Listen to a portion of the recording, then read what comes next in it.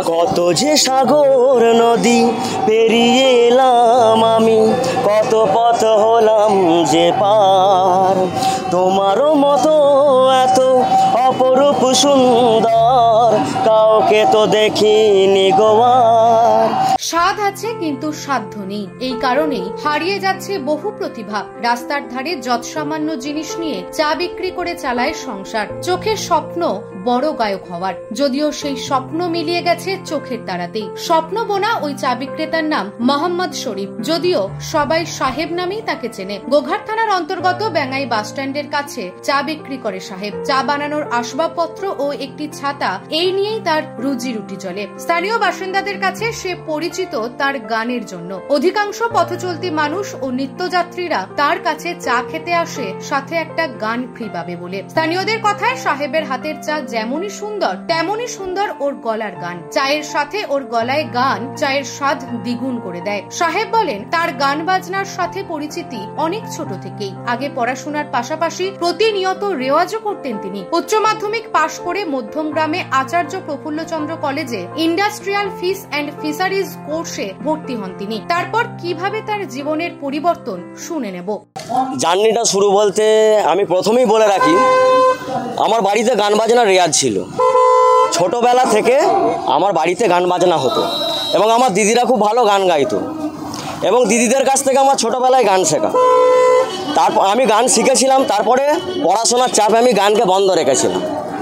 তারপর হঠাৎ করে এইচএস পাস করার পর আমার আবার গানের লাইনে ফিরে আসা। আমি আবার গান করতে শুরু করি, যথারীতি স্টেজ পারফরমেন্স করতে শুরু করি। এ ব্যাপারে আমার বাবা এবং মা দুজনে আমাকে খুব সাপোর্ট করেছিলেন। আজকে আমি আমার বাবা মায়ের জন্যই আমি এই জায়গাটায়, এই প্ল্যাটফর্মটায় দাঁড়াতে পেরেছি।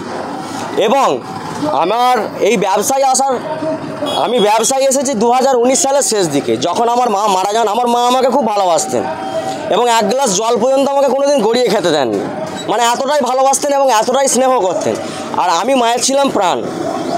তো 2019-এর শেষ দিকে আমি মা মারা যাওয়ার পর ভাবলাম, আমার দিদি আমাকে বোঝালো, ভাই এবার নিজের পায়ে নিজের দাঁড়ানোর সময় এসে গেছে, এবার কিছু করার চেষ্টা করো।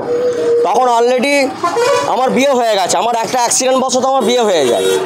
তো আমার মায়ের ওই অসুস্থতার কারণে আমি বিয়ে করতে বাধ্য হই। তারপর এবং একদিকে মা এবং একদিকে বউ প্রেগনেন্ট এবং দুটো রুগী সামলানো, বুঝতে পারছেন কী অবস্থা। এবার তারপর হঠাৎ করে আমার মা মারা যায়, আমার মেয়ে হয় এবং আমার মেয়ে হবার 2 মাস পর আমার মেয়েকে দেখে মা মারা যান। তারপর থেকে ভাবলাম যে নিজের পায়ে দাঁড়াতে হবে, কিছু করতে হবে। তো এবার হঠাৎ করে আমার শরীরটাও অসুস্থ হয়ে যায়, আমার মাইগ্রেন প্রবলেম হয়ে যায়। তো গান বাজনা করতে একটু অসুবিধা হয়। তো ভাবলাম যে কিছু করতে হবে, কিছু করার তাগিদে আমার কাছে সেরকম কিছু টাকা পয়সা থাকে না, যৎসামান্য টাকা পয়সা আমার বউয়ের কাছে ছিল, যেটা ও বাপের বাড়ি থেকে নিয়ে এসেছিলো 5,000 টাকার মতো। সেই 5,000 টাকাটা নিয়ে আমি এই ব্যবসাটা শুরু করি, একটি টেবিল করাই এবং একটি ছাতা কিনি। সেই 2019 সাল থেকে আমি এই ব্যবসা করে আসছি এবং একইভাবে এই রোডসের জায়গাতে আমি স্ট্রাগল করে আসছি। আগে তো আমি প্রচুর রিয়াজ করতাম এবং গান নিয়ে আমি সবসময় পড়ে থাকতাম, গানই ছিল আমার ধ্যান ধারণা। পেট চালানোর চাকরিতে এই পেশায় আসতে হয়েছে, তারপর আমাকে গান বাজনাকে বিরত রাখতে হয়েছে। এখন শুধুমাত্র এইটাই। আর সকালের দিকটা একটু 2-1টা ছেলে আসে, তাদেরকে একটু টিউশন পড়াই, টুকটাক পড়াই, মানে পড়াতে ভালো লাগে। ওই 7-8-এর ছেলে আর। আমি অ্যাকচুয়ালি এইচএসে আমার এগ্রিকালচার থেকে পাস করে আমি ফিশারি অনার্স নিয়ে ভর্তি হই মধ্যমগ্রাম এপিসি কলেজে, এবং ফিশারি অনার্স আমি কমপ্লিট করতে পারিনি। আমার আর্থিক অবস্থার কারণে আমার মায়ের হঠাৎ করে অসুস্থতা হয়ে যায় এবং তার গোটা শরীরটাই নষ্ট হয়ে গেল, পার্টসগুলো নষ্ট হয়ে গেল। এবং আমাদের বাড়িটা পর্যন্ত পিডাব্লিউডির জায়গায় আমরা বাস করে থাকি। এবং আমার মা অসুস্থ হওয়ার কারণে একের পর এক প্রত্যেক বছর অপারেশন হয় এবং সেই অপারেশনে বহু টাকা খরচা হয়। আমরা পুরো নিঃস্ব, আমাদের পরিবার পুরো নিঃস্ব হয়ে যায়। বাবা একদিন হঠাৎ করে কাঁদতে কাঁদতে বলে আমাকে, এবং যে তোর মা এরকম শরীর খারাপ, আমি আর পড়াতে পারবো না, আমার আর পড়ানোর সামর্থ্য আমার আর সেই পয়সা তোমার নাই। তো আমি সেদিন ওখান থেকে কাঁদতে কাঁদতে ব্যাগপত্র গুছিয়ে নিয়ে আমি বাড়ি চলে এসেছিলাম। তারপর থেকে না, চাকরির চেষ্টা করিনি। চাকরির চেষ্টা করেছিলাম, 2-1বার বিভিন্ন পরীক্ষায় বসেছিলাম, কিন্তু চাকরি পাইনি। আমার ডেলি 300 টাকা রোজগার হয়ে যায় ধরুন। ওই 200-300 টাকার মতো হয়, কোনো দিন 200, কোনো দিন 150, যেদিন বাজার খারাপ যায় সেদিন 150 হতে পারে, 200 হতে পারে, মানে এইভাবেই চলে সংসার। পরিবারে আছে আমার বাবা আছে, আমার মা মারা গেছে, আমার বউ আছে, আমার একটা সুন্দর ফুটফুটে বাচ্চা মেয়ে আছে। Every person should have a fixed time. প্রত্যেকটা মানুষের জীবনই একটা না একটা কিছু লক্ষ্য থাকে, তো লক্ষ্য ঠিক করবার সময় এখনও পর্যন্ত আমার কাছে হয়ে উঠছে না। যে আমি কি হতে চাই এটা আমি কাউকে কিছু বোঝাতে পারছি না বা বলতে পারছি না। অ্যাকচুয়ালি আমি লক্ষ্যভ্রষ্ট। এখন গান শুনিয়ে আর চা বিক্রি করেই অসংখ্য মানুষের মন জয় করেছে সে। এই মুহূর্তে বউ, ছোট্ট মেয়ে আর বাবাকে নিয়ে পিডব্লিউডি এর রাস্তায় ছোট্ট বাড়ি বানিয়ে থাকে চা বিক্রেতা গায়ক। আসলে আমাদের বিয়ে যখন হয় আমার শাশুড়ি খুব অসুস্থ ছিলেন, ঠিক আছে, মৃত্যুসজ্জায়। তার মানে মরে যাবে কেন দিয়ে ওর জন্য বৌমা দেখানোর জন্য হঠাৎ করেই সিদ্ধান্ত নেই যে বিয়ে করার মতো, যেহেতু মা মারা যাবে আমার স্ত্রী দেখে যাক, বৌমা কেমন সে দেখে যাক। দিয়ে তারপরে দেখাশোনায় যাই, আমাদের রবিবারে দেখাশোনা গিয়েছিল। বিয়ে হয়েছে আমাদের বুধবার বিয়ে হয়েছে দুর্গা পুজোর সময় 2018 সাল। আর গান বাজনা করে, আমি জানি শিক্ষিত ভালো ছেলে, ভালো ফ্যামিলি। আর বাবা মা আসে, দেখাশোনা হয়, বিয়ে হয়, দেখে গেছেন, বিয়ে দিয়েছে, বলতে ভালো ঘর, যথেষ্ট ভদ্রতা, খারাপ নয়। যেহেতু শ্বশুরমশাই মাস্টারি করেন, ছেলে শিক্ষিত, পড়াশোনা করেছেন, বাইরে থাকতেছেন, বাইরে ছিল, পড়াশোনা করতে গিয়েছিল। যে শাশুড়ি তখন অসুস্থ হয়ে যাওয়ার পরে এর বাবা চলে আসে, দিয়ে দেখতে চলে আসে, সেই কারণে পড়াশোনা আর হয়ে ওঠেনি। দিয়ে তারপরে গান বাজনাও ছোটো থেকে করেছে, প্র্যাকটিস করেছে, পড়াশোনাও করেছে। শাশুড়ি মেয়ে খুব ভালো ছিলেন, ভালোবাসতেন, মা ভক্ত ছিল আর কি। ছেলে মা করে অজ্ঞান, আর মা ছেলে করে অজ্ঞান। দিয়ে আসার পরে এখানে আসার পরে আমাদের বিয়ে হওয়ার পরে আমাদের মেয়ে হলো, শাশুড়ি মারা গেল। মেয়েকে 2 মাসে 10 দিন দেখে শাশুড়ি মারা গেছে। দিয়ে বলছে এতদিন তো মা ছিল, আমার শাশুড়ি মা এর বাবাকে কিছু করতে দিত না। পড়াশোনা করেছে যথেষ্ট, এমনি বাইরের রোদের কাজ এসব কাজ করেনি, খুব আদরে মানুষ হয়েছে। দিয়ে এবারে এর বাবা বলছে তাহলে মা মারা গেছে কী করা যায়। দিয়ে মারার জন্য দিয়ে কোনো একটা নিজের পায়ে দাঁড়াতে হবে, ব্যবসা করতে হবে। দিয়ে আমার কাছে 5,000 টাকা ছিল, ধার নিয়েছিল। দিয়ে সে ওই চা ব্যবসা দোকান করে, সে ওই চা নিয়ে ওইটা নিয়ে বলছে পরে আন্ডারে চাকরি কী করে করবে, কি পারবে না, সে করতে যাবে না। দিয়ে দোকান খুলে যাবে, যেমন যথেষ্ট নিজের সময় পাবে, বাইরে কাজ করা সময় দিতে হবে, সম্বদ্ধতা সময় দিতে হবে, যেতে হবে, আসতে হবে। তার জন্য এর বাবার দোকান নিজস্ব করেছে, মোটামুটি চলে, ওই নিয়ে আমাদের সব জীবিকা চলে যাচ্ছে। আর হ্যাঁ, এতেই আমি খুশি। না সেটা বলতে রবীন্দ্রসঙ্গীত সব রকমই গান বাজনা করে, সবই গান করে, গান বাজনা খুব ভালোবাসে। ওর প্রিয় কোন গানটা আমি বলতে পারছি না, অনেক গানই করে, আমার সবই ভালো লাগে বলা বলি কি। তার মধ্যে একটা অ্যাসি লাগে এই গানটা করে আমার খুব ভালো লাগে। আর কুমার শানুর গানও করে, তুমি এলে না এই গানটা ভালো লাগে। আসলে ও গানের একটা নেশা ছিল, ছোটোবেলা থেকেই গান করতো। আমি একটা পুরনো হারমোনিয়াম কিনে দিয়েছিলাম, তারপর যখন ভালো গান করতে লাগলো তখন একটা নতুন কিনে দিলাম। তো তারপর ওটা রেওয়াজ করতে করতে অনেকে উপহাস করতো, কিন্তু গান চালিয়ে যেত। আমি একটা টিচার দেখে দিই, তো একটা অদ্ভুত ব্যাপার, মিরাকেল বলতে পারেন। বলছে বাবা কোনো মাস্টার দেখো না, মারা যাবেন মাস্টারমশাই। কী ব্যাপার, সত্যি করে গানে মাস্টার দেখে দিলাম, মারা গেল না মাস্টার। ওর মা মারা গেছে 4 বছর 3 মাস, ওর বেবিটাকে দেখে মারা গেছে 2 মাসের। আচ্ছা, স্কুলে টিচারি করতে লাগলাম, আমাকে জোর করেই ধরে নিয়ে গেল, আমি টিউটার ছিলাম। তো আমাকে নিয়ে যাচ্ছে 2000 সালে প্রতিষ্ঠা দিবস থেকেই, সেটা করলাম। 16.5 বছর করার পর আমি রিটায়ারমেন্ট নেই, আমি অবসর নিলাম। তারপরে দেখভাল করলাম, আর 8.5 বছর পর আবার ছাড়লো না। এই 24-এ আমাকে ডেকেছিল, 1 মাস গেলাম, দেখলাম অনেক অব্যবস্থা, অনেক টিচার আর পুরনো নেই, আমি ব্যাক করলাম। আমি টিউশনি নিয়েছি, সকাল থেকে টিউশনি সেরে এইমাত্র বাড়ি ফিরেছি। আর ছেলে আমার গান বাজনা করে, ওখানে চা দোকান থেকে এসে রাত্রি 1টা 1:30টার সময় সেপারেট থাকে, পরে ওই রুমটায় যায় বৌমার কাছে। ওর ওর বাচ্চাটা এখন খেলতে গেছে পাশে, বাচ্চা বেবি প্যার করেছি, তবে আমি সাপোর্ট দিতে পারি না, কারণ ওর মা ছিল চিররোগনা, সুগার ছিল, পা ভেঙেছিল, পিয়ালেসে ভর্তি করেছিলাম, মধ্যম গ্রামে পড়াশোনা করছিল ফিশারি অনার্স নিয়ে। তো তারপরে তো অনেক কষ্ট করে চান্স হয়েছিল, কিন্তু থাকলো 3 মাস পর চলে এলো, মা মরে যাবে আমি আর পড়বো না, মাতৃভক্ত ছিল, মাও অসুস্থ হয়ে বললো ওর জন্য। তারপর মাকে বাঁচাতে পারা গেল না, মা মারা গেল। ওই 4 বছরের বেবি, ওই হচ্ছে আমার সান্তান, আমার সঙ্গী, আর এই কটি আমার ফ্যামিলির লোক, আর ও গান বাজনা চালিয়ে যাচ্ছে। আমরা অরিজিনালি ইন্দাস থানা, বাঁকুড়া ডিস্ট্রিক্ট, বাগমারি, সেখানে আমার মা বেঁচে আছেন, আমার বাবা বেঁচে নেই, দেখতে যাবো কাল।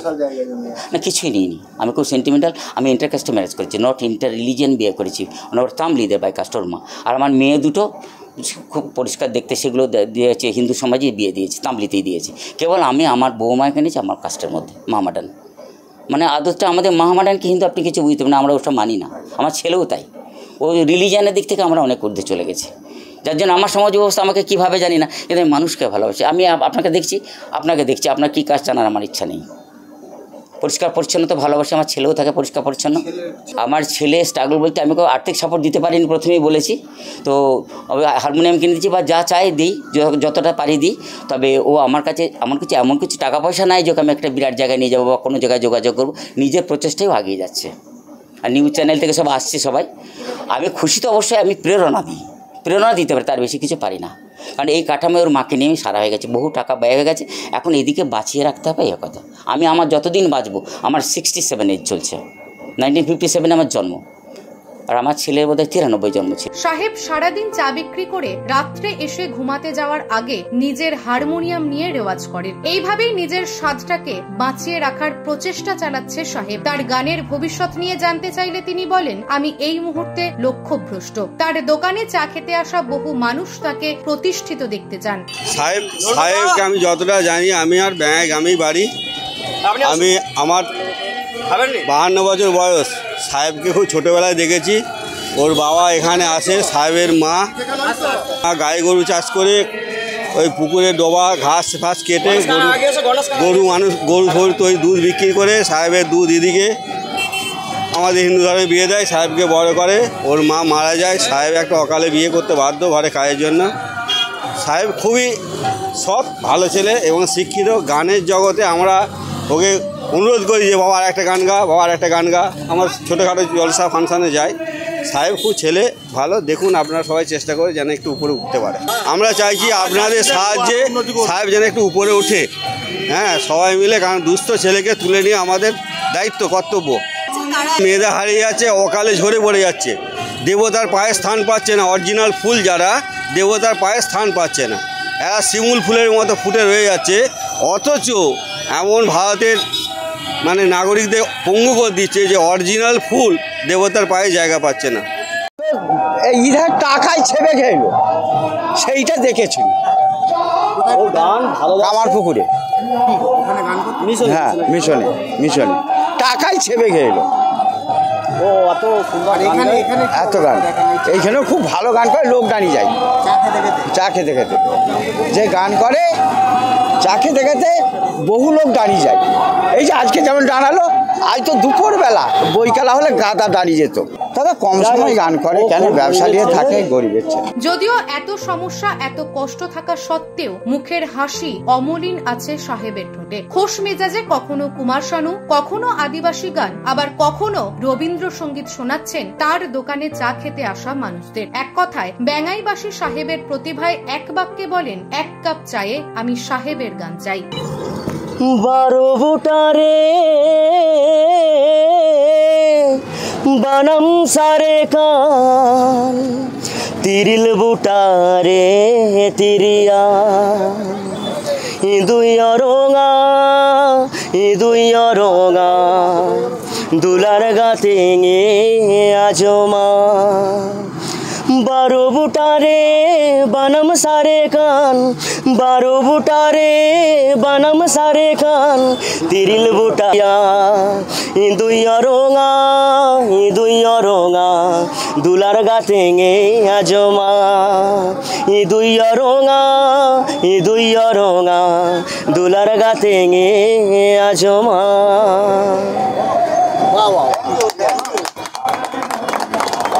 যাই সারা গান পায়ে যাবো, সবাইকে আমার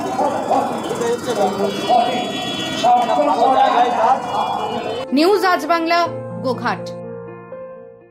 নিঃসন্তান হওয়ার কারণ স্বামী বা স্ত্রী যে কেউ হতে পারেন। IVF এর অ্যাডভান্স সায়েন্স আর এক্সপার্ট কেয়ার লক্ষ লক্ষ কাপেলের স্বপ্ন সার্থক করেছে। তাই বন্ধাত্বকে হারাতে আপনাদের অবশ্যই আসতে হবে আরামবাগ প্রাণ IVF ফার্টিলিটি সেন্টারে। এখানে চিকিৎসা করিয়ে অনেক দম্পতি সন্তানের মুখ দেখেছেন। আমাদের ঠিকানা আরামবাগ, বসন্তপুর, আমতলা, বিবেকানন্দ পল্লী, 2 নম্বর রেলগেটের পাশেই। মোবাইল নাম্বার 7865858781 অথবা 7908098172।